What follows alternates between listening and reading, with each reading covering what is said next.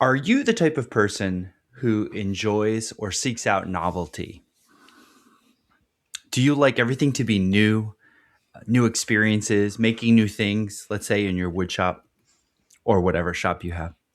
Or are you the kind of person who finds a rhythm, a comfortable rhythm in repeated tasks like production?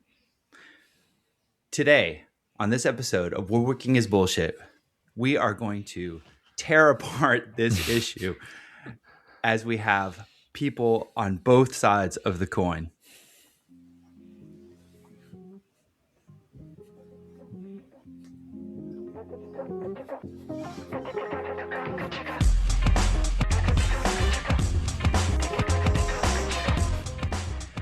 Well, it's a morning episode. Greetings and salutations, everyone. It is 10 a.m. where we are, and we are not drinking. This is going to be a sober one. Wait, we're not? Well, we're drinking water. Oh, son of a bitch. This is Woodworking is Bullshit, your favorite podcast about creativity, art, design, the philosophy, and the thinking behind what we do, not how we do. I'm your host, Paul Jasper, Copper Pig Woodworking, scientist by day, woodworker by night. And I have my boy, of course, Eric Curtis in the chair, fine furniture maker and content creator. What's up, fuckers? That is not okay. Sorry, that I came in a little hot there. I got excited. That's not okay for a morning episode. And we have a special guest today, someone who I've been friends with on Instagram for quite some time, an absolute joy of a human and an exceptional professional woodturner, Richard Findley. Hi, Richard. Thank you for joining us. How you doing?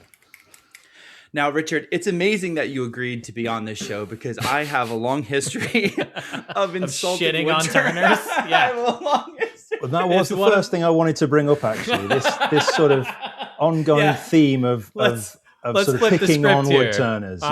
Yeah, let's turn this into a Paul interview. What's your beef, dog? Why do you clown on turners all the time? Well, it actually relates to today's episode. So, as I said in the intro, today's episode is about repeated, routine tasks versus novelty seeking. And I have shit on woodturners for a long time because all right, because Paul's peepaw was a woodturner and he used to beat him with a hose. And so he hates woodturners now. Incorrect. My peepaw was not a woodturner and he did not beat me with a hose. Well, I just always found it off-putting how large of a field woodworking is, right? There's so much to explore in this field. And yet I always felt as though, oh my God, Rich, you're going to absolutely crucify me today, that, woodturners just kind of stuck themselves in this little box, in this little place in the universe. And I kept always thinking to myself, there's so much more to explore. Now, this is not about the business side, right? This is Mr. Elitist Hobbyist, me, from my stupid little hobbyist ivory tower, baby. Ooh, why don't you explore this and explore that, right? So I'm going to call myself out, right? This is the perspective of privilege speaking. I'm going to pick on you real quick, Paul. Please. When's the last time you made something that wasn't a fucking box? I made chopsticks. So much more. There's so much more to woodworking. Bitch, I turn sometimes. I've turned this year. I turned 2 lidded vessels this year. So get out of here. So a box, a round box. You're such a bitch. You're such a bitch. Okay, so all right, so that we'll come back and Rich, you could take me down along the way in the episode. I do love wood turning. I just always found that wood turners really polarize strongly. Like, I'm a turner and that's all I do, or not that's all I do, but that's what I do. Yeah, it's definitely a specialism, isn't it? Yeah. It seems like it. But back to today's episode. So let's take stock of where each of us falls before we get into it. So each of you, are you a novelty seeker, or do you find you gravitate more towards routine and repetition? So I'm a production turner. My work is wood turning, and the weird thing that people would be surprised to hear probably is that the thing I most enjoy about my work as a woodturner is the variety. So what you're saying is, all you ever do is wood turning. But for me, a production job, I might make it. So last week I finished off a batch of 48 table legs. Okay. That was the biggest job. Good pay for it. Brilliant. Fantastic. Collected this morning, job done. This week I'm on something else. So I'm only ever stuck on one job for a week, maybe 2 weeks if it's a really big job, So actually the thing I enjoy most is the variety. So with my work, I'm a production turner. I also do demos. I do a little bit of teaching here and there. I write articles. I do all sorts of different things in the sphere of wood turning. So I've heard, so obviously what you're sort of getting at, your beef, as it were, is bowl turners. And I can see what you're saying. So I understand your angle. And if I was just turning bowl after bowl after bowl after bowl, it would indeed turn me crazy. It would be, drive you insane, wouldn't it? But like I say, for me, I'm on the same job for a week, 2 weeks, and then I'm on and yes, it's all turning or in the turning, area, but there is a lot of variety, I find, really. So Rich, we're going to come back to that variety because I have a host of questions, but can you tell me, how did you stumble into this as a profession? Or not stumble, I don't mean to make it sound no, I think stumble is probably the right word, to be honest. How did this happen for you? Tell me a bit about your background. It depends how far back you want to go, really. So I did some family tree stuff a while ago. Is that horology? And I found that all the Findley men, going back as far as I could go using the census, were all cabinet makers, chair makers, everything. And so the furthest back I could go, I think it's just in my blood, I think. So the furthest back I could go was a guy born in the late 1700s, cabinet maker in London. So I think I was sort of destined to do it.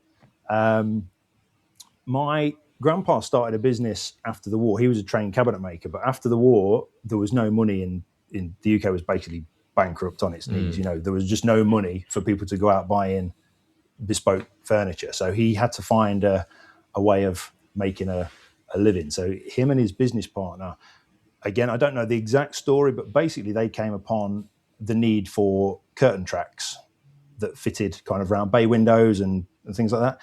And there was something that was made at the time, but it wasn't very good. And they basically sort of took the idea and developed it and built on it and came up with this product. And that business sort of fed my family for the last sort of 50 odd years. And so I left school at 16 and I was always going to join the family business. And so I went into the family business, which was making wooden curtain tracks. So I needed joinery skills, machinery skills, that sort of thing. And initially, actually, I'd never really done any woodwork at school or anything. Obviously, whenever Dad was doing jobs around the house, I'd hammer nails into bits of wood and stuff like that. The same thing, kids always do. But like I said, I never did woodwork at school or anything like that. And when I sort of joined the business, I think the idea was that I needed to experience every area of the business. So initially, the first year, I did a business administration course to sort of help with understanding, how a business works, really. Then the next stage was to go to college and do a woodworking course. So I did a bench joinery course. When I say college, and this always confuses me because you guys refer to college differently to what we do. Yeah. I think college for you guys is like university. Would that be right? Yep. Mm-hmm. So we call university. College is like a different, like a VOTEC school. I think you'd probably call it trade school. Yeah, VOTEC. I would think. Vocational technology. Exactly that. Yeah. So I went and did a bench joinery course, and I sort of found I was good at it. Like at the end of the first year, I got a prize as being like best in class kind of thing. And, oh, nice. It's in the genes. Maybe, yeah. And I say initially, I wasn't even in the workshop at the business, but there came a point where I said to Dad, "Look, maybe I need to be in the workshop, and you're running the business, so maybe you should be like customer facing, do the admin. Oh, I think it was like a siren call from the loud machines and the dust and the wood, and I'm like, I want to be back there with all the all the woodwork stuff. And so I got really sort of deep into doing the woodwork. Can I ask you a question, Rich? How big is the company at this point? Employed about 6 people, something like that. Okay. So it was a smallish family business. I mean, bigger than what I've got now. But a couple of folks in the office doing the business end of things. A few folks out on the floor. So my mum used to do a lot of the paperwork. Dad, me, my brother used to actually fit the tracks in people's houses. And there's a couple of the guys who were in the sort of production areas, sort of assembling and stuff. So it's all family, friends kind of thing out. So it's no big like upset of the family hierarchy for you to be like, I want to go build shit. Fuck this business nonsense. So the thing is, we used to have we were a very traditional sort of family business, and we used to close for an hour and a half at dinner time, and everyone used to go home. We used to go home at dinner and come back. Nice. And obviously when I lived at home, I used to just go home with Dad. We used to have dinner, come back to the workshop, carry on. Wow. When I moved in with my now wife, she was at work. There was no point in me going home, so I just stayed in the workshop. But instead of carrying on doing Dad's work, I sort of started messing around with my own stuff, knocking bits of MDF together, making things I needed for home, that sort of thing. And that kind of developed a little bit into more of an interest in like, actually making this sort of furniture stuff is a bit more interesting than making curtain tracks, And then I found a set of carving tools that were my grandpa's, because like I say, he was a fine furniture maker, so he was doing things with cabriole legs and things like that before the war. And so I started doing a bit of carving, and I really enjoyed that, and I was quite good at it. But I found in hour and a half chunks, it took me so long to actually make anything. It kind of put me off a little bit, Yeah. So one Christmas, we used to have like a deep clean every Christmas, and one Christmas I found this pile of like cast iron bits under the bench. And I was like, Dad, what's this? So it's an old lathe. It was like a treadle lathe, and at one point in one of the old factories, we had it hooked up to a motor, and we used to turn some little bit, but never really did any turning. But occasionally there'd be a thing that needed to be round, And I was like, well, we've finished clearing up. Shall we stick it on the wall somewhere? So we assembled this pile of old cast iron bits, and it was a proper antique thing. And this motor had one speed. It was either going hell for leather or it wasn't going at all. And I sort of fashioned a couple of tools, which I now know to be scrapers, I suppose, blunt scrapers. They were out of old bevel edge chisels. I just sort of ground them into a round-ended thing, and I was sticking them into the wood. And I think from that moment, I was hooked. And before long, I bought another lathe, a proper lathe that had some speeds and, actually looked like a lathe. And I just did more and more and more. And obviously the same as anyone else who gets hooked on wood turning, it's like, well, I've done all the things my house needs. Everyone I knew was writing with a wooden pen and had a wooden bowl of wooden fruit and various other wooden things they didn't ask for or want or need, but they'd got them anyway, And because of the family business, a lot of our customers were like interior designers and things like that. So I put a table in my dad's showroom and I sold a few bits through that. And that was it's always nice when someone's going to give you their hard-earned money for something you've made. That's always very satisfying, isn't it? And then we're sort of at that time. It was a sort of time when I'd got the internet at home. So we're looking at about 2006, something like that. Getting the internet at home is like whoa. Which is, if you've got younger listeners, that's going to blow their minds. What, you didn't have the internet? We didn't have it. Dial-up speeds, everything. Yeah. He used to scream down the phone at you. Yeah. So I did a website basically. I taught myself to make a website. I built a website, and the third turning point really was with one particular job. A guy came into the shop and he said, "Oh, you do a bit of wood turning, don't you?" Like, yeah. He says, "Could you make me one of these?" And it was a thing off of a spinning wheel, for spinning wool. Okay. So there's lots of different styles of those, and there's all sorts of different bits. And over the years, I've probably turned an entire one, but never all for the same wheel. So I've done spares for different people, And this guy came in with this. It was a stick with a bulge on the end, essentially. And it was like, "I need another one of these. Could you make one?" I'm like, "Yeah." So I made this thing, and it was like the penny dropped. It was like, actually, people have things they want making and they're going to pay for that, that's good. Because I'd got to the stage where and obviously I'd only been doing it a couple of years, so I hadn't made everything. But you can get to a point where you feel like you've made everything. Oh, I've made bowls, I've made boxes. What am I going to do now? I was sort of run out of ideas a little bit. So this fact that this guy wanted me to make something, it was like, oh, well, actually, I don't have to make things and then try and sell them. I can just, offer the services of a woodturner, and people will maybe come to me. I don't know. So that was the idea that I had when I set up the website. I didn't actually put products on for sale. It was just, these are things I've made. If you need something making, come to me, And that seemed to work. I got a couple of regular customers from that. And I was doing sort of, in my spare time, I was making stuff for customers. And I basically set it up as a little, I think it was before the time that you'd call it a side hustle. I think that's probably a newer term, but that's essentially what it was, I think, And so I was doing little bits and bobs. And it got to the stage where Dad wanted to retire, and I could either take on the family business or have a go at my own thing. And it was a big decision. But I was like really hooked on woodturning. And Dad had a chat with me. He said, don't get too like emotional about the business. I know your grandpa set it up and all the rest of it, but he didn't want to make curtain tracks all his life. He wanted to be a cabinet maker, and he sort of had to do this.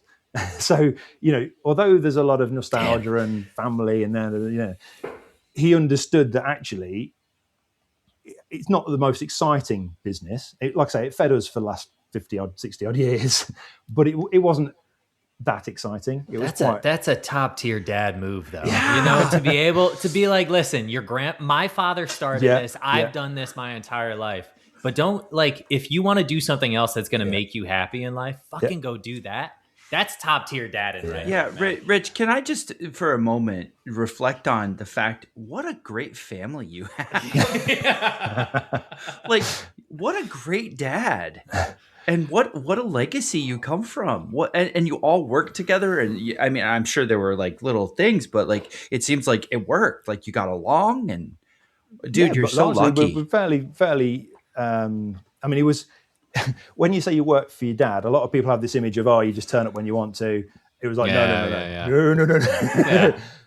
My bedroom door got knocked at 7:00 every morning, and we were out of the house at 7:40, having had breakfast. And it was like every morning. It was like a proper job. It wasn't easy because he was my dad. You know what I mean? It was. But that sort of structure is probably why you guys worked so well. Oh yeah, it wasn't sloppy. There was structure there, and that made everyone respect the line and respect working a certain number of hours and getting things done. It sounds like you have you had a great dad and a great family experience.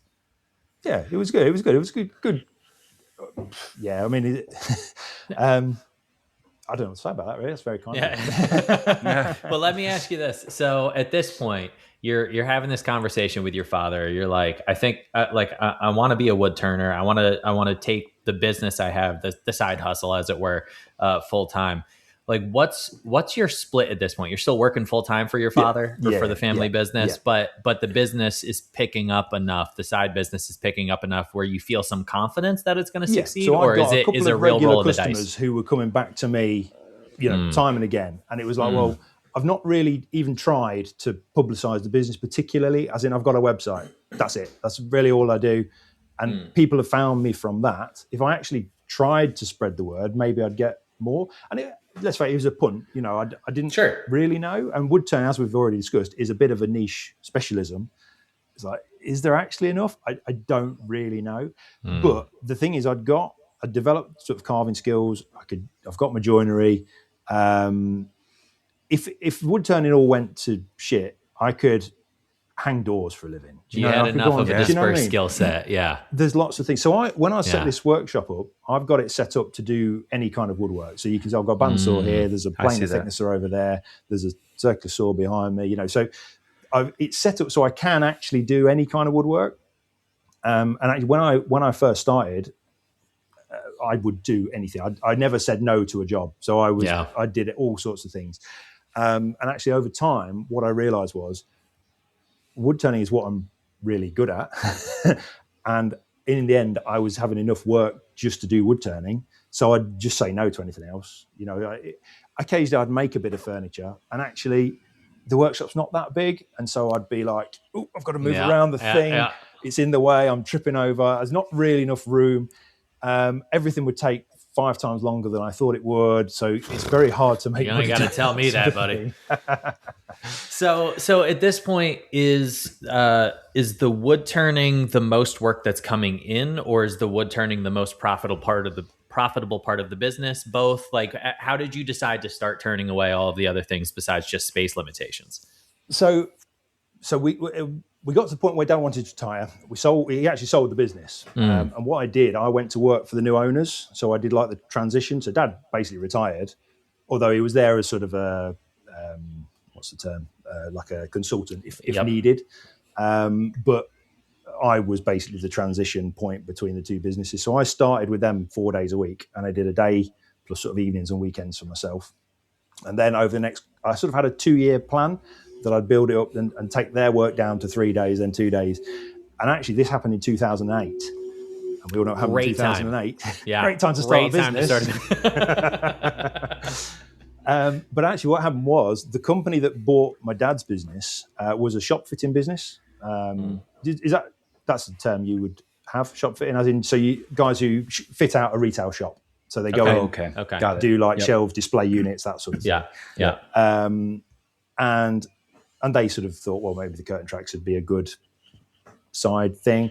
And so we sort of, the companies came together, and I was doing 4 days a week for them, but the recession hit them quite hard in the shop fitting because no retail businesses wanted to spend the money. Yeah. And so all their guys went down to 3 days a week for a period. That suited me down to the ground because I've got my own things, and actually I only want to do 3 days anyway. Wow, that's great. So although it was looking back, it's madness. You wouldn't start a business then. But it just worked really well for me. And that 2-year plan pretty much worked. And as a sort of 30th birthday present to myself, it was like, bye, I'm going to start my own thing. Nice. So that was, June 2010, that was. All right. So we're 16 years in then to your own thing. Full time. Yeah. How's it going? Are you busy, or are there fits and starts? I'm booked so it's now the middle of April, start of April. I'm booked with production work to October. Damn. Holy shit. And is it all things like the set of 48 like table legs? Yeah, that's the direction I've taken, purely because I say early on I didn't say no to anything, and I just did whatever came in.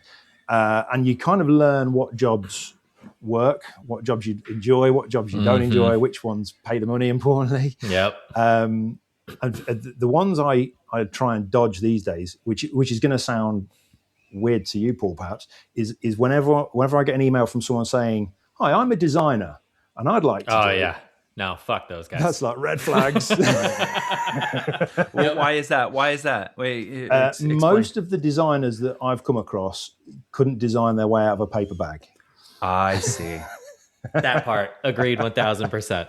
And I don't mean to shit necessarily on designers. Most of them are lovely people that are incredibly difficult to work with. Yeah. Because they have an idea, but they don't have any real understanding of like how to actually make an object in reality, and then the limitations of the material in the trades.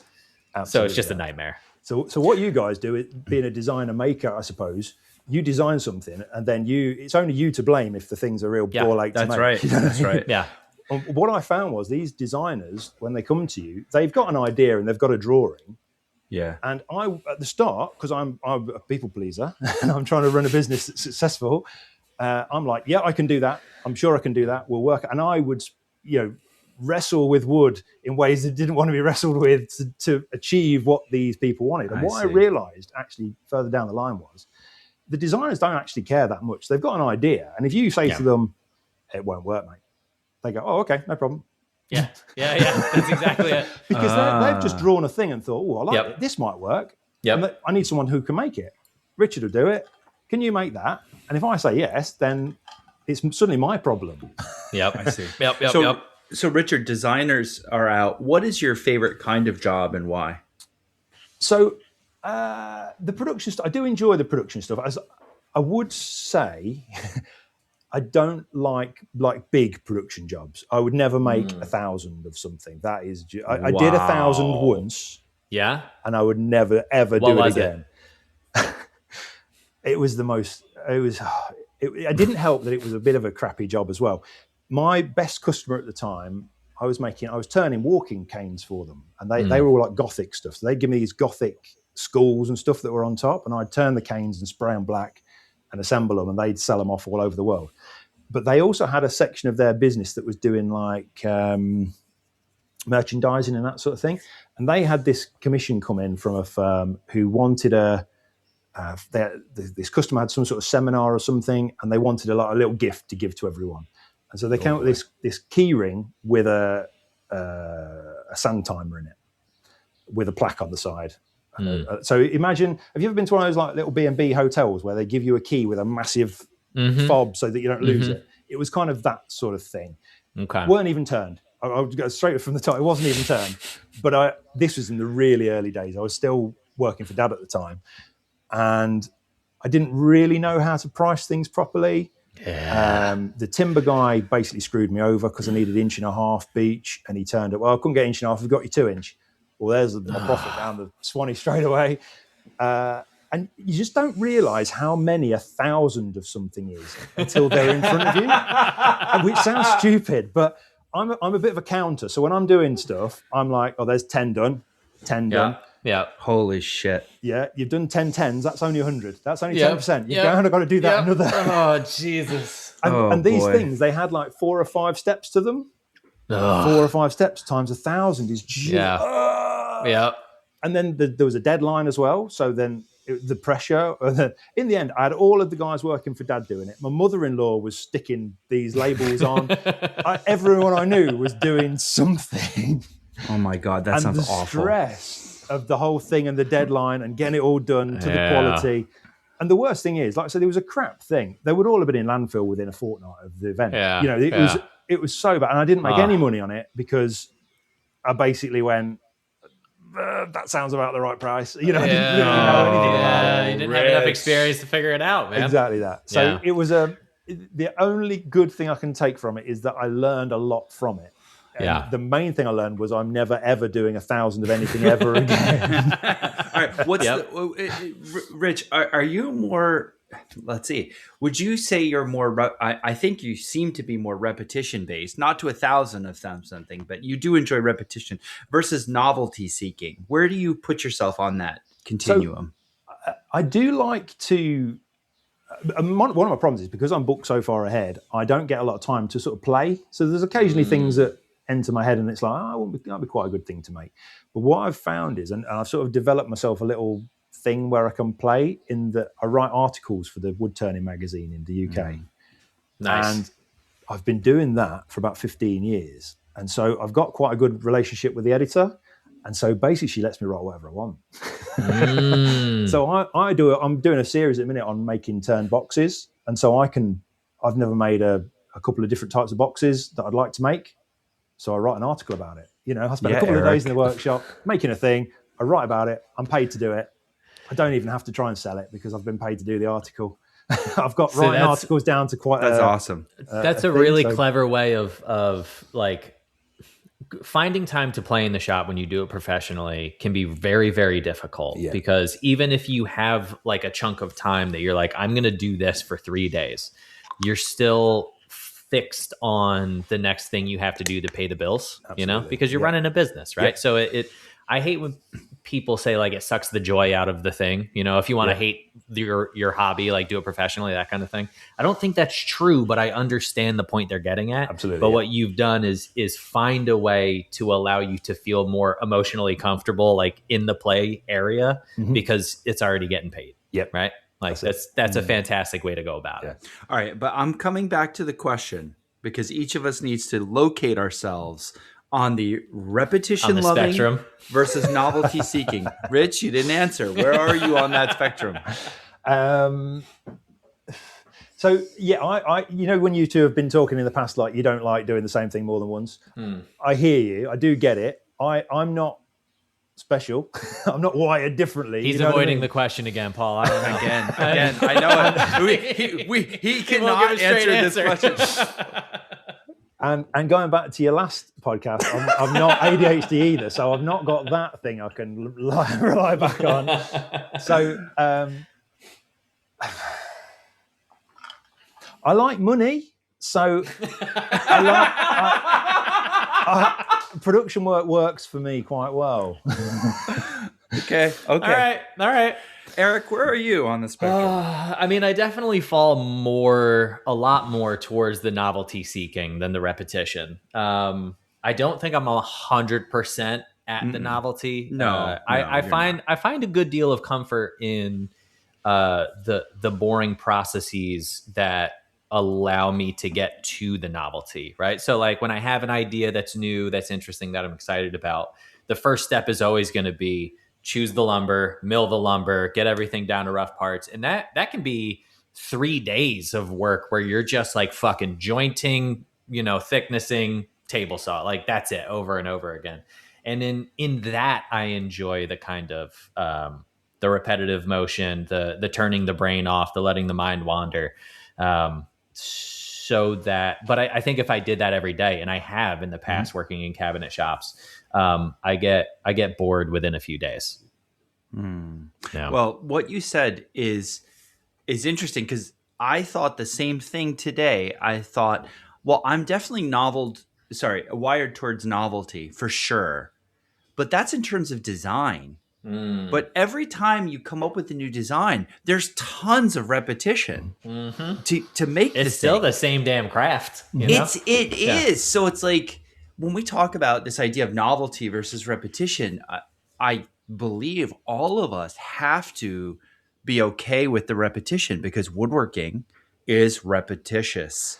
The fundamentals are always going to be the fundamentals. So that actually leads on to something I did want to sort of touch on, and that is that repetition is what makes you good. That's it. 100%. People look at my work and they're like, "Oh, that's amazing. I don't know how did you manage to do that?" It's like, well, I did it a lot. I've done this for 20 years. I made 1,000 of them. That's how. Yeah. And like the legs I was just telling you about, they're a real fiddly bloody thing. Stupid design. Never designed by a woodturner. Because, really fiddly little details, real pain in the ass. The first one took me 40 minutes, but by the time I'd done 48 of them, the last one took me about 15. Yep. Oh, that's huge efficiency gains, isn't it? Yep. Yes. Yep. Yes. And one of the problems with hobby woodturners, and I don't want to jump on Paul's bandwagon. I was going to say, are we? Is it time for us to shit on woodturners? Let's go. I'm in. So one of the problems with hobby woodturners is they will make a bowl. Great, I've made a bowl now. They'll make a box. Made a box now. They'll make a hollow form, a vase type thing. Right, I've done that now. What do I do now?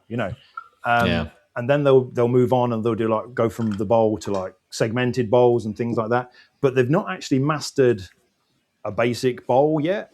And so often the shapes of some of the early segmented things are a bit clunky and weird because they've not done it in solid wood enough yet. And then, so making the same thing over and over again can be tedious. No argument for me. It can be tedious, but that is how you get good. And the question is, how do you get good if you don't repeat? And from your point of view, something like, I don't know, cutting dovetails, if you make one table with one drawer in it, those dovetails are going to be shit. Yep. Your 10th table with your 10th drawer, they might be quite good. And it's, and I know not everybody wants to make a business of it, but it's hard. The way to get good is to do it over and over and over again. And the way to earn more money is to do it over, to limit yourself. Yeah. And become known for making those things, right? You get your name out there. So go ahead, Eric. Yeah. Well, I was going to say to the dovetail point and to the repetition point, those skills, if you want to get good at dovetails, make a chest of drawers, right? You'll be good by the last drawer. Dovetail all four corners, 16 drawers, whatever it is. But then let's say two things I want to say. Number one, find one technique and stick with it. right? Don't go like, okay, well, on my back dovetails, I'm going to cut them with all hand tools. And then on my front dovetails, I'm going to use a router jig. Like they're two different skill sets, right? But also over time, if you take a break from something, and Richard, I wonder if you feel this way when you go from like making table legs to turning bowls or something. You haven't turned a bowl in a while. Your first bowl, again, is going to take you a little bit extra time and might be a little sloppier, right? So in the dovetails analogy, I'll usually start, if I'm dovetailing all four corners, which is rare these days, I'll start with the dovetails in the back of the drawer because I know those are going to be a little bit shittier, and then I'll do the ones in the front. You know, you got to redust off the skill and kind of get definitely. right back into that muscle memory. Every time when I turn, I have to, every time I have to turn a bowl, and here I am shitting on bowl turners, and I have to go back to YouTube and see how to present the tool because I forget. It's been so long in between sessions. Rich is like, there's a really good guy on YouTube who's done a series about how to turn bowls recently. Check him out. Yeah, really good. Yeah. RF. Richard Ricardo Findley, I believe. All right. So, I was curious about this idea about repetition versus novelty seeking from a psychological point of view. And I did just a little bit of research looking into the different brains. We just did an episode on ADHD and the brain. And so I've been thinking a lot about dopamine release and what we find, compelling. And I didn't get into a ton of primary research, but the consensus seems to be that people who are novelty seeking have like an openness or an openness to experience. They enjoy the journey of new discovery, and that when they don't have that, when it's a lot of repetition, they may find it boring or perhaps even stifling because their brain is wired that way. So it's like there's an excitability and an impulsivity to like, let's discover, let's try this and let's try that, let's go here. And it's often linked to extroversion, which I guess doesn't surprise me because I'm like an extreme extrovert. And so the idea of like being open to new experiences, being open to novelty seems to go with the idea of extroversion. However, that I'm not suggesting that the opposite is not a good thing either. So let me explain why. So you say, all right, I like new experiences. It gives me dopamine. It's super exciting. I'm an extrovert. I'm open to new experiences. Great. Does that mean that the other person's not open to new experiences? No.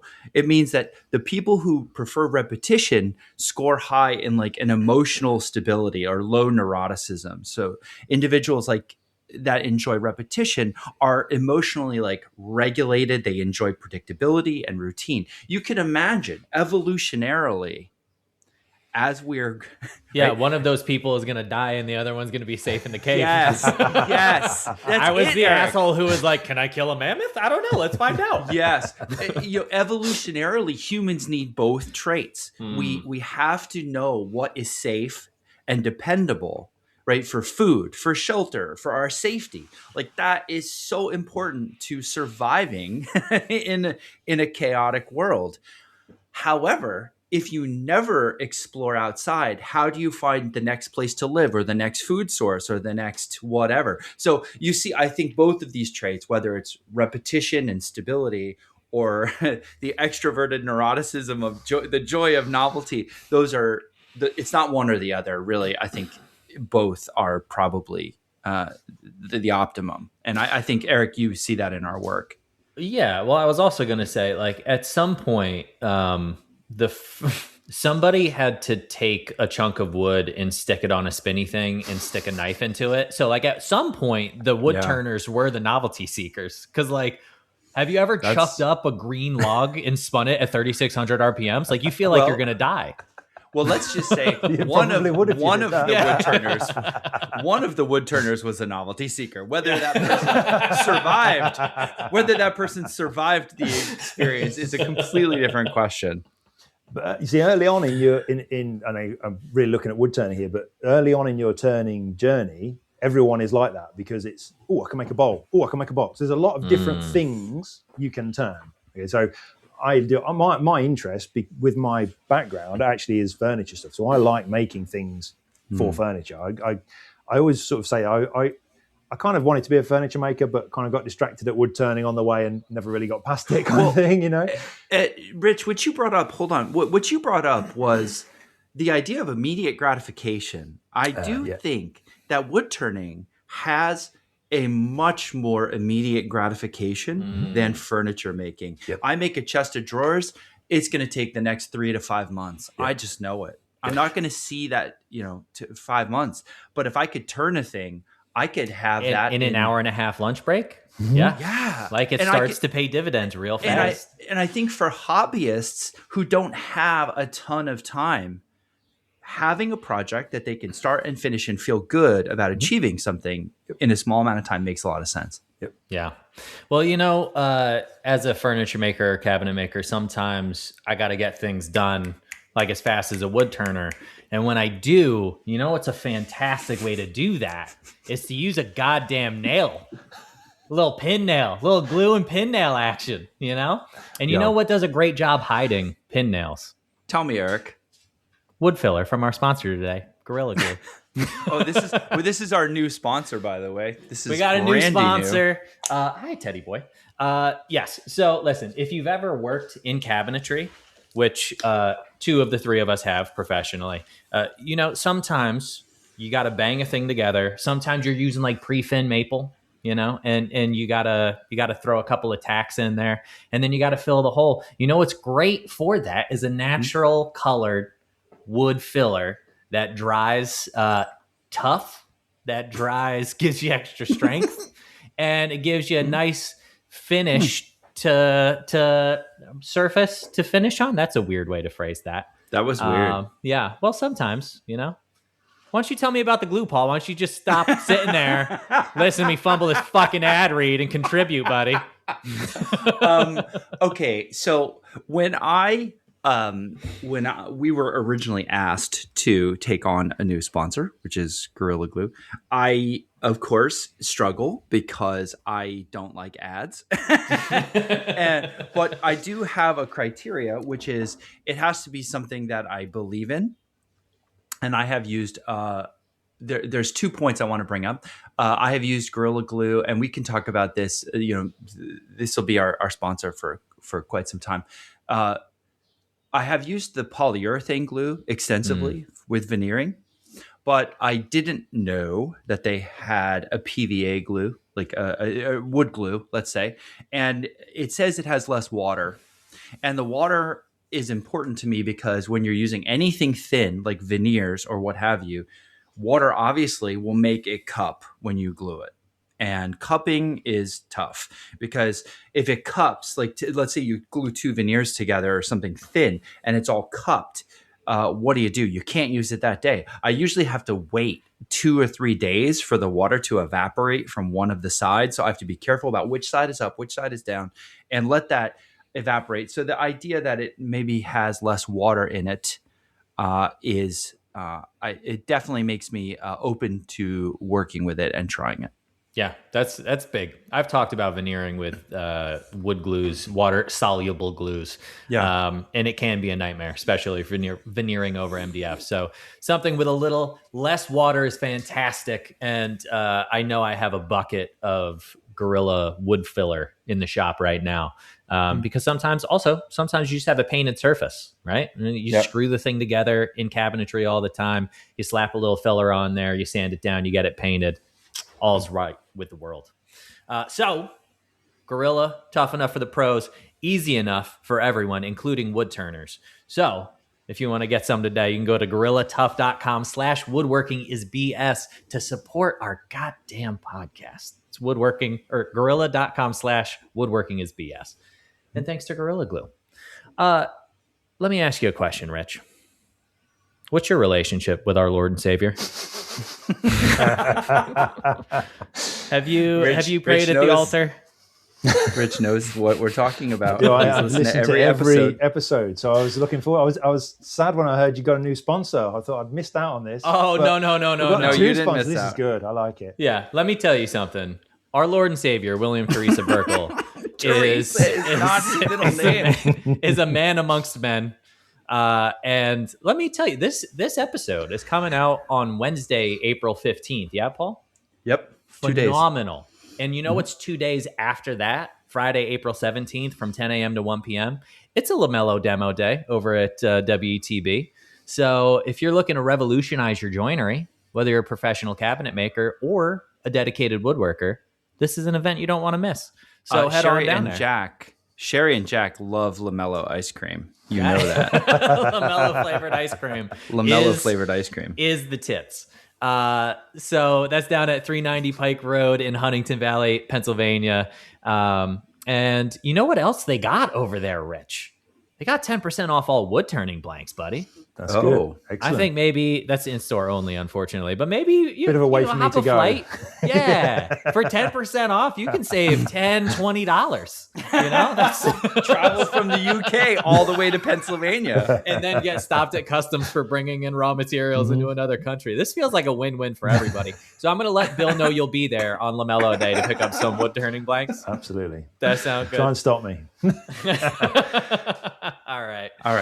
So my next back to the idea of repetition versus novelty. One of the things we didn't talk about yet, but we flirted with, is the idea of running a business and earning money. Now, Rich, you were like, I fucking love money. And well, I can't love it too much because I'm a professional wood turner. If I love money that much, I'd get a proper job, wouldn't I? You make different life decisions. Fair. But you also like being happy. So I like to eat. One of these, repetition versus one of a kind, novelty seeking, they have very different value propositions with respect to earning potential. When you make something new for the first time, boy, you are going to take it. You are absolutely going to suffer because you have nothing set up. You have no efficiency gains. You're not sure how to do anything. You're going to make mistakes and have to repeat things. And it will take, what did you say, Rich? The first leg, and you're a fucking great turner. The first leg took you 48 minutes and the last one took you 15. So like for you, like Jesus Christ, man, you're a great fucking turner. Like the fact that you could have those efficiency gains in turning means a not great turner, me, for example, would have perhaps an even more fold efficiency gain. So as business owners, you two, both of you, how do you figure out what's acceptable in terms of like, all right, it's a one-off, I'll take it on the chin efficiency wise, and I'll make less money per hour, versus I have to take jobs that have some repetition to earn that efficiency gain? So for me, the other aspect to look at is if I've done a load of production stuff, having a little one-off job don't hurt to break up the monotony, does it? So sometimes a job will come in and you just think, I'd really like to have a go at that. That looks that's a nice challenge, the sort of thing I'd like to try, whether it's got a barley twist on it, or it's got something different, or there's a little carved detail maybe, or I don't know, just something a bit different. And just sometimes you look at, actually, that's going to take me a week to make. They're never going to pay for that. But what would they pay for? Often they'll pay more than you think as well. Top secret. I spent so many years sort of going, oh, that sounds a bit much. Let's take it down. Oh, yeah. We all do that. Now I work out what I want and then I just round it up a bit and then add a bit more. Because people pay. People got loads more money than I have. So that's also, more. In fairness, that's also your reputation coming into play. Yeah. Like people can see your body of work. People maybe have been recommended to you by a previous client, by a friend, and they go like, okay, that's, I could pay that, but I know that I'm going to get a quality job out of this guy, versus like Richard Findley in 2006. They were like, who the fuck is this clown? Why would I pay him? I don't know what kind of quality I'm going to get. Yeah. So if there's something interesting, I'd obviously still got to earn the money, but I would take a little bit of a hit if it was interesting enough to warrant me doing. So I'm totally against doing that. Let me ask you a question about your business, because this will directly reflect on how I run my business. It sounds to me that the thing that pays your bills is the objects, the process, the turnings, and the demos, the teaching, and the YouTube are things that you enjoy doing, and they're definitely promoting the business. They're acting as advertisements, but they allow you to bring in the variability that you enjoy. Exactly that, yeah. Because I mean, in the workshop on a production job, it's me and my radio, and that's it. You know, so the demos give me a chance to get out and actually talk to real people, not just my workshop wall. So that keeps me a more rounded human, I'd like to think. Well, so what percentage of the business, from an income perspective, are the other components versus the actual turning of the objects? As a businessman, I should know exactly every percentage. Roughly. Yeah. And, are we talking 10%? We talking 40%? No, well under half for the demos and stuff. Most of my income is through production turning, really. So I've got a little web shop and I sell a few bits from that. So that's a little bit of income. The main thing the way I look at it is to keep me going. If I was to ever get a dry spell when I've not got any work, I need different income streams. Sure. That's really what Rich, I've built. Has that happened? Do you have dry spells, or Not are you often. so well known I have that you don't have any? occasionally had dry spells. I mean, the other thing I would say, I'm very well known in the woodworking world. Outside of that, nobody knows who I am. If I'm in a room of woodturners, I'm probably one of the most famous people in there. As soon as I step out of that room, nobody knows who I am. Dude, that's the best. Localized fame is the best type of fame to have. Absolutely. Okay. So, people don't necessarily, obviously they've seen the work I do. They can go on my Instagram and scroll through and see the sort of work that I've done.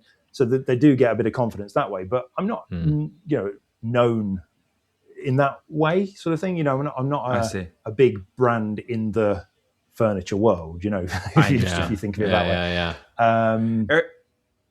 Erik, how do you survive how do you survive the money side? Like, look, your YouTube actually, I think in many ways, reinforces novelty, because people 1,000%. like new videos. 1,000%. Right? So, well, that's why I asked about your business split, Rich, because my business is set up at this point where the documenting the process of making an object is better than 50% of my business. And so the object, like, sometimes I sell them, sometimes they're on commission. That novelty seeking is what keeps me interested and engaged in the woodworking component of it. But what I've realized is the making of the video has become streamlined more and more. So that's become the repetition where I can have efficiency gains. So like when I first started, a video would take me 3 days to edit a 10-minute video, 12-minute video, right? You're learning new skills. You're trying to figure out how to tell a story. You're trying to figure out what's engaging, what works, what doesn't. And now at this point, like, I just did a 40-minute video that came out on Saturday. This is the longest video I've done. And my editor did like a rough cut for me. So that was one efficiency gain I learned, right? Like learning what to outsource and when, that helps keep the business stable. But also then it was like maybe 2/3 of a day, close to a full day of editing for a 40-minute video versus multiple days of editing for a 10-minute video. Mm-hmm. So learning how, like, again, what works, what doesn't work, finding your voice in video telling or storytelling and video editing, just learning how a program works and getting more efficient with like keyboard shortcuts, et cetera, et cetera. That's all that same thing. It just exists in the digital world, Mm-hmm. So yeah, I think my business suits me quite well for the novelty seeking. And then another funny thing in regards to like how I'm wired to seek novelty. Paul, we've talked many times over the last, year that like I felt a little directionless and almost a little bored with the video making aspect of things. And this is not public information yet, but the contract is basically signed. So I will be teaching part of the 12-week program at CFC in November, December. So I'll be up there for 6 weeks teaching, which is the longest stint I've taken away from my shop in video making in a while. And, the question is like, well, does that make sense from a business perspective? Sure, I'll be making less money while I'm up there teaching than I would be if I was making videos. But the moment like I thought about the opportunity, I just felt excited about it. And I was like, okay, well, there's your answer. Go do the thing. Take a break from the monotony of making videos. And then when you come back to it, you're a little fresher, you're a little more excited about it. And you can kind of reinvigorate those juices. So you're talking in broad strokes about ways to stay fresh. Yeah, you could mix. So Rich, you've touched on, I write articles or I do one-off projects that sound interesting, or I teach. And Erik, you're talking about, I'm looking at different income streams, or turning more towards teaching. I feel like Rich and I are doing the exact same thing. The numbers are just reversed of he's making the objects, and that's 60 or 70% of his income. And I'm making the videos, 60% of my income. But those two processes are both the production work of the business. Yeah. Yes. Yep. Yes. And so, Rich, you sent me a really interesting, and this relates to what we're talking about, which is surviving repetition. All right, we'll call this chapter Surviving Repetition. You sent me a really interesting post, Rich, that says, too often we hear that kids can't handle discomfort anymore. And I would extend that beyond kids. I would say adults and kids, everyone can't handle discomfort anymore. We put on earbuds for every walk. We fill every silence with a podcast. We distract every moment of boredom. We're training our brain that our internal world is something to escape from. We've put diapers on every sensation we experience. We've padded the world, and now we're wondering why nobody can feel anything. Take the diaper off. So this was a post you sent me off Instagram, Rich. And it's coming to this idea that we're constantly occupying our brain, which keeps us away from what we call the default mode network, which is the part of your brain where there's no stimuli, and then your brain starts thinking about everything else, life, the problems you have in the back burner, the things you should have done at home. So, there's a lot of uncomfortable sensations that come with the default mode network being active. So because we as a culture are now inundated with stimuli, our default mode network doesn't seem to get engaged very much. That's what this post is talking about. Now, you said something super interesting at the beginning of this episode before we even went online. And you said, yeah, but that stimuli helps me survive the repetition. We've talked about this before, buddy. We've talked about the problem of we'll lump tradesmen and blue collar workers all into the same umbrella right now. But we've talked about this before of once you get good at a thing and your hands learn how to do it and your brain can turn off, there is some level of boredom. And some folks, more other trades, I think, than in wood turning or furniture making. But some folks will turn to smoking a joint before they go lay brick all day, just because their mind gets so bored and you can do it without thinking. Mm-hmm. And yes, I 100% agree that filling the silences all the time is a terrible choice. We need to pare back, which is ironic as we sit here making a podcast that people will be listening to in the shop or on their walks or whatever. Right? We're part of that such distraction. Fucking hypocrites. We are part of that digital distraction. Hopefully after this episode, folks will put their phone in another room and go into the shop and make a thing for an hour without any distractions, or go on a walk without your phone, But from a working perspective, if you do that 8 hours a day, 5 days a week, you get to a point where you're I have nothing left to think about, A distraction is welcome. I suppose with all things, it's balance, isn't it? You need a bit of that quiet time. And I say I work on my own, and a lot of people can't do that. I'm quite happy with my own company, but I don't know. You were talking earlier about being what's the word I'm after? I'm fishing for a word. Extrovert? That's the word I'm after. Yeah, introvert and extrovert. I'm a bit of both, and I can't really put my finger. The only thing that ever comes to my mind, and I don't really believe in.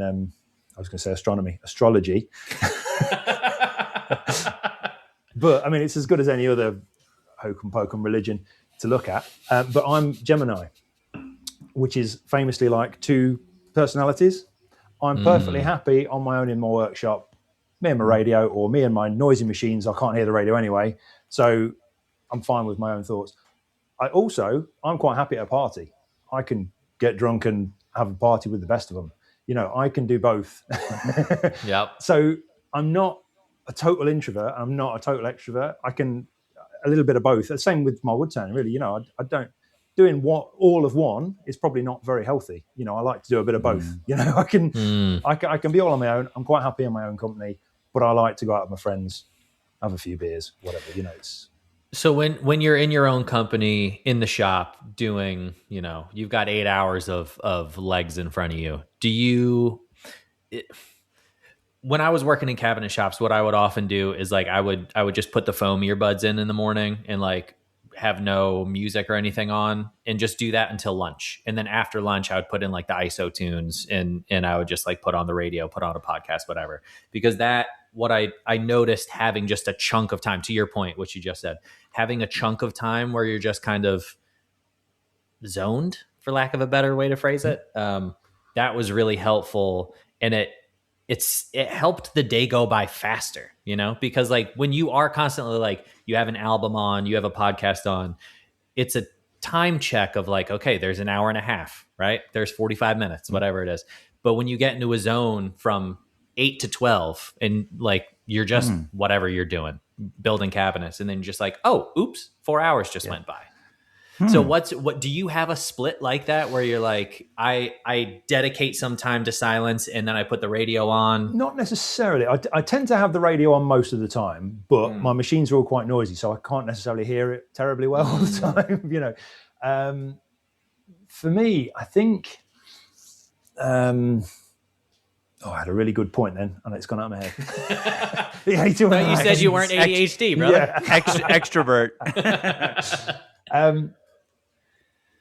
So yeah, because the other thing is, I do kind of a lot of it's mindset. I think the worst thing you can get into is like being a bored school kid. Oh my god, I'm bored. I've got another 4 hours of this. As soon as that happens, you are doomed, because that last 4 hours is going to feel like 4 weeks, 4 months. It is so that is I'm really careful not to let myself fall into, oh my god, I'm bored. I tend to try and flip it a little bit, and it's like, okay, I'm always trying to sort of brace myself a little bit, and there is a point where if you get too fast, the quality drops. So there is there's a sweet spot of speed and quality, and at the end of the day, the quality is the most important thing. So if they take so long for a thing, that's how long they take. There's nothing you do about that. Yeah. But you can get quicker to that point. And is this like an internal game, Rich? Yeah. Like that you play with yourself to like keep the interest level? To do it, yeah. And it's a case of, so I'm trying to get it to under 25 minutes. Okay, that was 18 minutes. You can do that. Yep. A challenge, a goal, something. I've become quite good at. I know that if it's 20 minutes each, that's 3 an hour. So I can do, by the end of the day, I need to have this many done. I see. And it's little things like that just to try and keep going. But what you were saying earlier, Eric, about being on a machine, playing in ripping wood, whatever. I really like that sort of monotony and loads of noise. You're only got your head then, haven't you? Yeah. There is a thing where, and I think only people who do our sort of thing get it. If you say, I'm using a circular saw and thinking of other things, a lot of people go, "Were you crazy? Are you mad?" No, look, they're all there at the minute. They're still there at the minute. There is that thing where you can, your hands know what they're doing. Once you've done the first few and you're in that rhythm, your hands know what they're doing, and your mind can wander a little bit. And I think that's really good. And although I'm not, what I've come to realize is, although I'm not kind of artistic in my work and my output, I am quite creative, as in I write the articles. I have to come up with the idea of what I'm doing for my next article, my next 3 articles. I'm doing YouTube videos. I need some things to do videos about. So there's things I can think through and develop and build on. And I've got a podcast coming up. What we're going to talk about? We've got to talk about this. So there's stuff that can roll around, and I can plan, and I can be creative with that without having to be artistic in my work, so to speak. Like some people have this need. Their need is to express themselves through their work. I don't have that. My need as a maker is to make stuff, and I don't really care what I'm making. As long as my hands are busy making something, I'm quite happy. Which is a good job, because some of the stuff I have to make is. I think you had Freddie on a while, Freddie Roman, didn't you? Yeah, I don't know him, but I've followed him for years on Instagram, and he said he was talking about a table he had to make that was. It was ugly. Atrocious. I've not seen that, but that really rang a bell. I with me. saw it in person. It makes you want to puke. Yeah. Sometimes you get these designs come through, and you go, "Oh, yeah, it's terrible." Who designed that? Have you ever looked at this? It's. But it was good in theory. Yeah. Yeah. So, but often from these designers, and the biggest red flag from designers is when they give you a NDA to sign. Oh, yeah. If someone gives you an NDA, I've never had an interesting job from someone who's demanded an NDA being signed. Nope. They're always such crap designs and things that, like I did one, and it was for a stool. And basically the stool I ended up making for them, if you said to a 10-year-old, draw me a picture of a stool, that was what I was making. And I had to sign an NDA to make this thing for him. And it was come on. Some people are so I love people.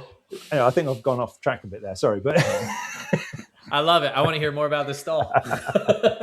Well, Rich, you brought up a lot of. Sorry, I almost forgot all the points I wanted to reply to, because you said things like, You drew a distinction between creativity and artistic. I'm creative, but maybe not artistic. And Eric, you and I were kind of side-eyeing each other during that, because that brings up what's the difference between creativity and being artistic.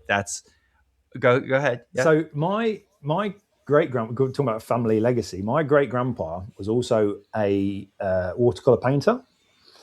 So, and he was very prolific. He did a lot of paintings. And so I grew up in a house that had watercolor paintings on the wall, and his paintings, he tried I don't know the truth of this, but the family sort of story goes he tried to get into the Royal Academy of Art, and they wouldn't let him in because his paintings were too photographic. So basically I grew up in a house where art was paintings that looked like the thing that they're supposed to be. He'd do like churches and woodland scenes and stuff like that. It comes up on Google. If you Google A.H. Findley, you'll see the sort of stuff he was doing. And so to me, art was paintings that looked like the thing that they look like. That was art. And that's all I knew about art, really. And only since becoming a woodturner and having my eyes open to the whole, what's out there, really, have I developed an understanding of actually, art is more than just paintings of things that look like what they are, So are you suggesting that art, or at least in this definition, in your maybe emotional attachment to art with a capital A versus creativity with a capital C, art is painting, it's that's replicative work, thinking. right? Yeah, and creativity is, I have an idea, I'm going to ask a question, I'm going to see where it goes.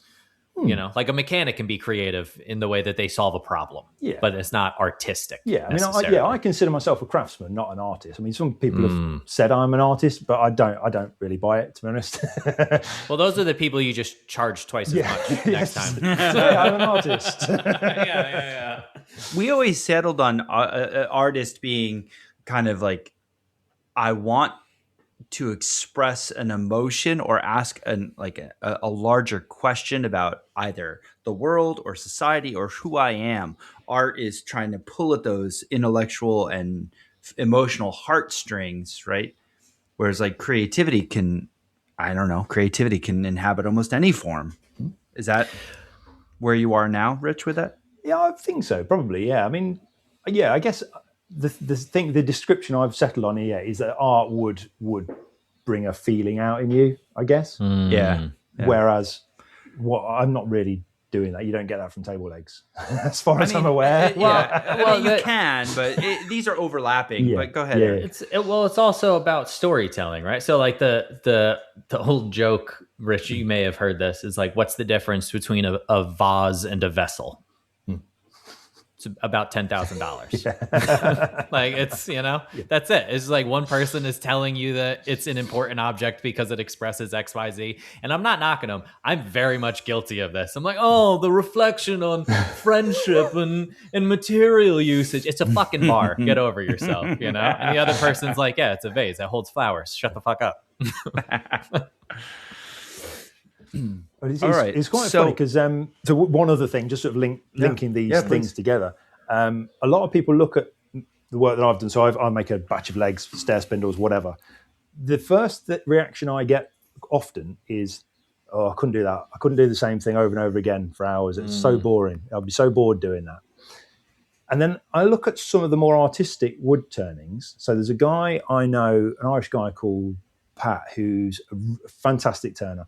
And one of the things that he's done is like an erosion series. So he's turned what woodturners call a hollow form, to your point, right? It's an enclosed vase, essentially. Yeah. Very thin wall. He's then pierced it, and then he's pyrographed it, like burned the texture, given it texture, and then he's coloured it. And this thing, there's more, to be artistic, negative space than there is actual thing left. Yeah.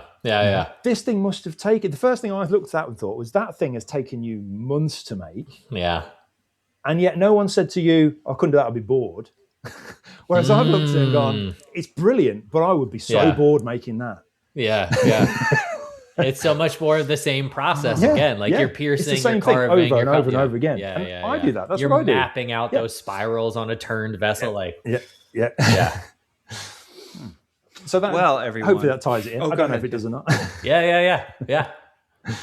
Well, we hope that you've enjoyed today's episode on repetition versus novelty. I think what I'm coming away with, and I'd be interested, Rich and Eric, for your summary statement. Mine is that it's actually not as separate as I thought it was coming into this episode. I thought I was like an extreme novelty seeker, but then through thinking about this and hearing Rich, all the things you said, and not so much you, Eric. You didn't really bring much to my table. No, I'm just kidding. I'm totally kidding. I'm totally joking. Totally normal for an episode, baby. I'm totally kidding. What each of you brought is that there's a ton of repetition as a woodworker. It's just part of the drill. And the novelty I seek is in the design. Every time I make something, I almost want a new design. Making the same design twice to me is a little bit boring. I do occasionally do it. Like I made 16 sushi boards that were all the same recently. And I've made hundreds and hundreds of Stadia boxes. They just work. They work for so many. It's so practical to make them. And I'm making some more now. But I realized that this distinction we were drawing at the front of I was drawing at the front of the episode was not as separate as I thought. We all do both of these things. Rich, what's your takeaway from today? I've had a lot of fun. I've enjoyed our conversation. I think I wanted to, because obviously I've heard you talk about sort of similar things between yourselves before. And the thing I felt was in the previous podcast I heard where you sort of touched on this was that you basically agreed with each other, and that was that really. And I wanted to bring in that sort of that other perspective maybe.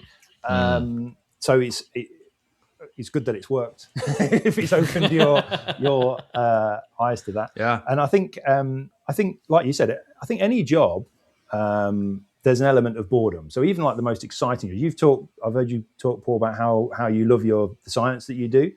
There must be elements to that when you're counting bacteria or whatever it is you do that must be really boring. And the guys who've just been into space, that's massively exciting. But there must have been days and hours where they were just drifting towards the moon. There's the moon, there's the Earth. I've seen it now. Great. Okay, we'll just wait till... I was just thinking about that exact same thing the other day because I was teaching in Florida on Wednesday when Artemis 2 took off. And then I think it was Sunday that they got to the moon and circled. Mm-hmm.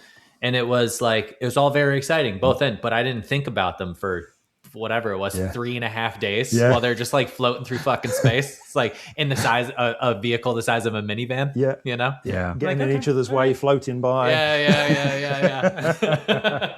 And so as exciting as that is, there would have been boredom in it. So I enjoy the wood turning. I enjoy the process. I enjoy everything. I don't like the dust so much, but it is what it is. But I don't. There's going to be some elements of boredom, but I largely enjoy it more than I am bored. I think if I was more bored than I enjoyed it, I'd be looking for something else. That'd be time to do something else. Yeah, exactly. Yeah, I agree with that. I think I have realized that there's so many distractions in my life and in my job, and I'm one day I'm in Maine or in Florida or in Indianapolis teaching. Another day I'm at my computer editing. Another day I'm at a client's house talking through a commission.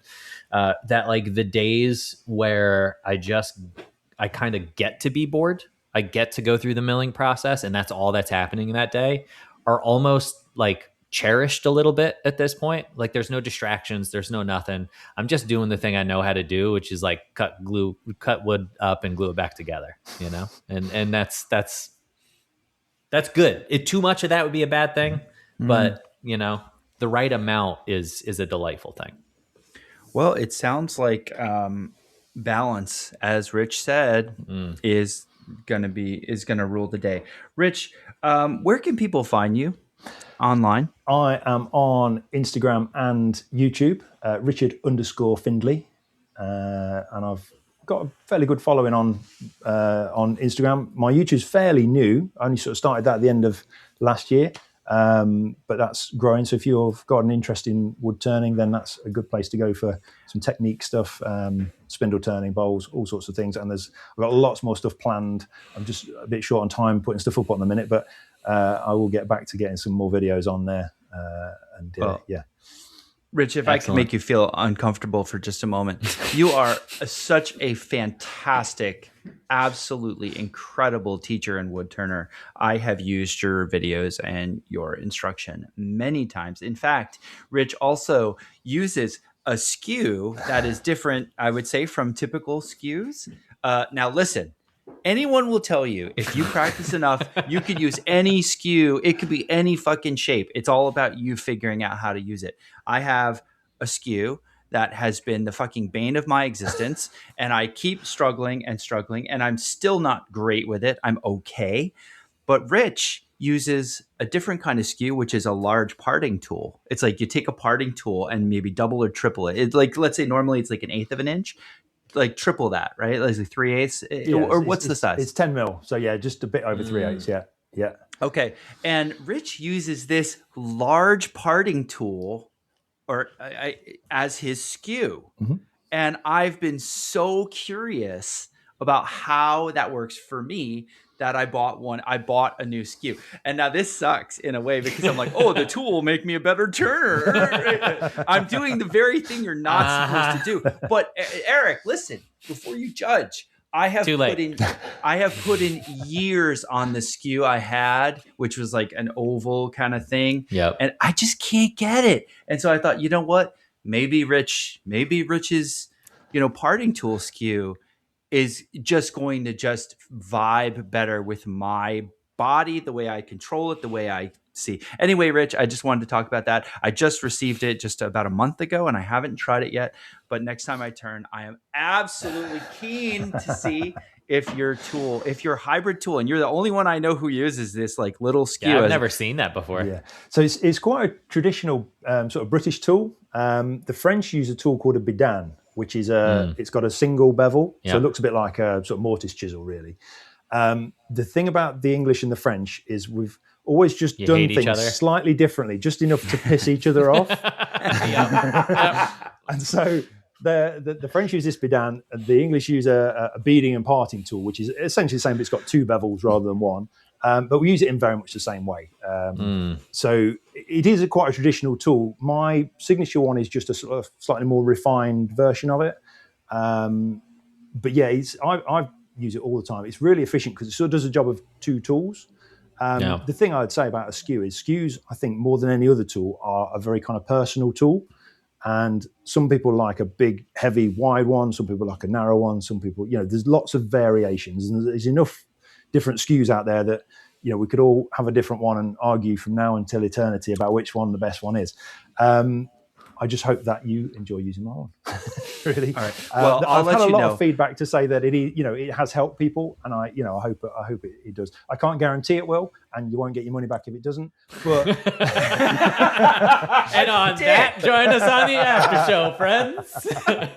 All right. Well, funny enough, we're gonna have an after show about snobbery. Hell yeah. Rich, and not having money back guarantees. Rich asked the question: when does having an opinion because you're so experienced turn the corner into being a snob, as opposed to I have a very informed opinion and yours is just wrong? All right. Thanks again, Rich. We'll see everyone on the after show. If you wanted the after show, all you have to do is subscribe to our Patreon, and we'll see you there. Thanks, everyone. Okay, bye. Bye.